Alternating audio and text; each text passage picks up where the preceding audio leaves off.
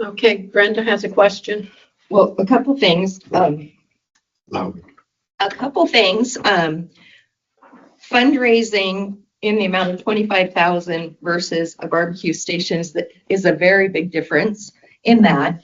And that, what you just said, we've accepted the donations. We're building the playground. That's the question is, what is the discrepancies that John found and why are there so many discrepancies? And then talking about the, that we have the policy that has the procedures laid out, and Constance having rewritten most of those, our bylaws, or been involved in rewriting them, you should well know the policies there and that we should be followed it because you were on the playground committee. She wasn't on the board. I'm not saying she was on the board, but you helped rewrite these bylaws previously, did you not? Many of them, yes. What is your point? I'm just saying that you should have the awareness of those policies and that we were following the right procedures for fundraising of this amount.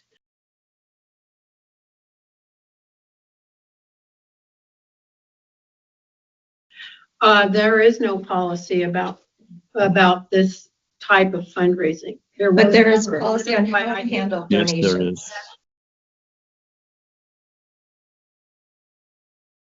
There's a policy about handling donations. But The January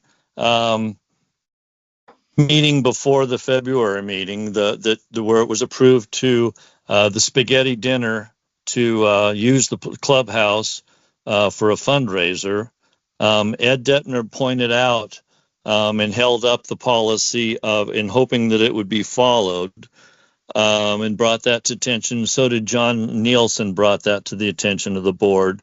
And they were kind of under the impression that they would try and raise the funds by a committee outside the board without the board's approval. And that has caused a lot of problems. There was the concern from last January was brought up when Ed tried to do that. The committee that was chartered didn't really have an authority to raise funds. They had an authority to look at and design a playground. So if you look at the charter for the new playground versus the rebuild playground, there was nothing in there about fundraising. So the fundraising continued pretty much outside the board. So the what ran into some problems was the form that was brought up, and I think Brenda has that form available. The first form that's brought up at the spaghetti dinner was somewhat confusing in that it said that we could build a new asset or add to our continued asset. And if you'll recall, Ellen, you were at the meeting down at the pavilion when Steve Lindbergh and several others stood up and said, why can't we use the funds to fix the old playground and add some new features? So that was one of the things that the community was looking at that time. And the new playground committee said, no, we really want to just have a new playground. So there was some, if we would have followed the policy, the FN05 policy, the exact information that went out to the community would have been approved by the board and everybody would have been on board, and that didn't happen. The second problem. John? Yes.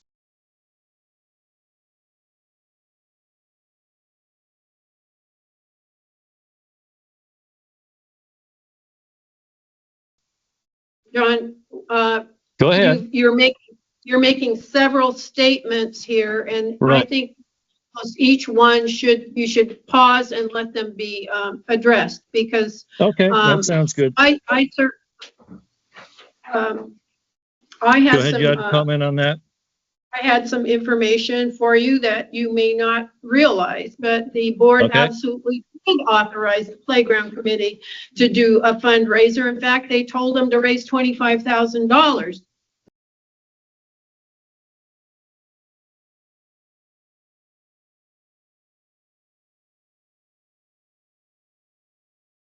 You weren't on the board then. I don't know if you were even coming to board meetings. I think you started coming to board meetings after you attended the March or the February spaghetti dinner. And that was the first time I'd seen you there. We had, you were at that meeting at the pavilion when we had a breakdown of all the things that we could do to replace all the parts on the current asset and have it done within 60 to 90 days. So you were at that meeting, and the new playground said, no, we really want to do it something different. So the form that was used to go out and collect that estimated $80,000 playground, that form was not approved by the board, and it stated on that form that was being used to collect funds that it was approved, and it was not approved. So some misinformation was going out to the community, and I was hoping that that's one of the points that we had, is we had multiple forms, and if you've looked at the stuff, they've had multiple forms that had different emphasis and different playground configurations, and none of those forms were approved by the board, which caused some problems. And that's why one of the 2 or 3 of the members asked for their money back, because they felt that they were misinformed as to how the funds were going to be used. They wanted it to be able to repair the program and add some new features, and then that was stopped, so they asked for their money back. Okay, go ahead. Okay. Can we agree that we didn't follow the procedure, whether we knew we did wrong or not? Can we agree the procedures, there are documented procedures that should be followed, and in the future, we can follow those? If you're saying let's move on and learn from our mistakes, you're going to get unanimous. Yeah. Hell yes. Okay, that's what we've been trying to do. Have we gotten community vote on the playground to be new? Yes. So it is time. Let's quit arguing over that. Yeah, there's only one point that I'd like to make that's kind of the bottom line on this. John, And hold on. it's different from whatever's been brought up. John, Ellen has a question or Okay, comment. go ahead. I think I lost it. I have a comment. Okay, Ann, I want to bring up something that Betty Armstrong brought up in the workshop. And that is that we know that the members acted in good faith, that there was no attempt to create fraud, that there was nothing. We might have, you listed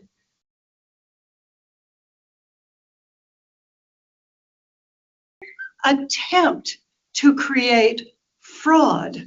absolutely. Time to move on. It is time Okay. on. John Nielsen? No, I'm not disputing that at all. What Has I John think that the Nielsen audit has- showed. John, Go ahead. John, hold on. John Nielsen has his hand up first. Thank you. Okay. There's two issues that I'd like to clarify.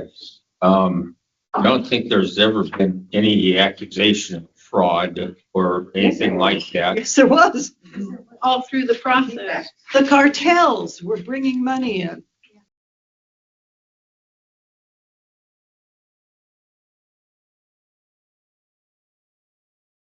Yeah. No. Anyway, the other misinformation is that the inspection report said that the old playground had to go away. It had to be dismissed. It never, ever said that.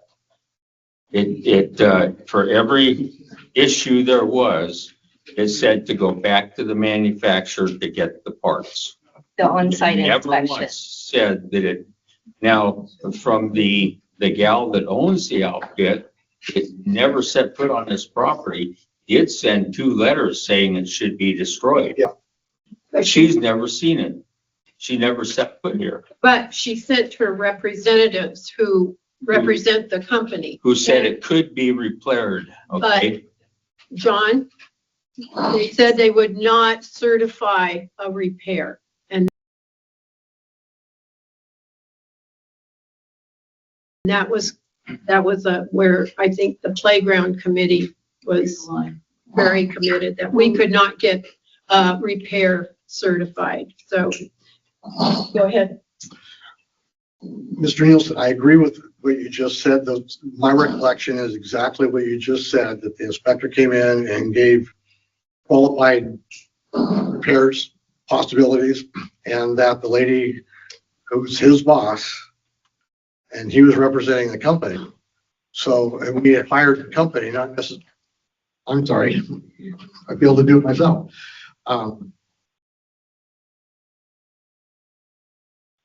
And we hired the company to give us a report back. And it was really unfortunate that we got a contradiction between the person who looked at it and their boss, that the official report from the company was that they would highly suggest that we eliminate the old playground. It's been part of the controversy from that day to this, and there's no denying that. But again, at this point, it's really a moot point. It's been approved. We're moving forward. Kicking the can or kicking the rocks or whatever you want to call it doesn't do any of us any good, other than it makes us feel a little better because we can make a point. It's not making a point, it's clarifying. And No, I applauded you for doing There's that. too much misinformation out. Yeah, I applauded you for doing that. Okay, I'm just saying that let's move on. Okay. I agree with that. May I have the floor? No. John, I'm making, yes. John, John, you can have the floor for just a few more minutes. I think that the Okay. board and the members here are ready to move on. Yeah, it's a different point.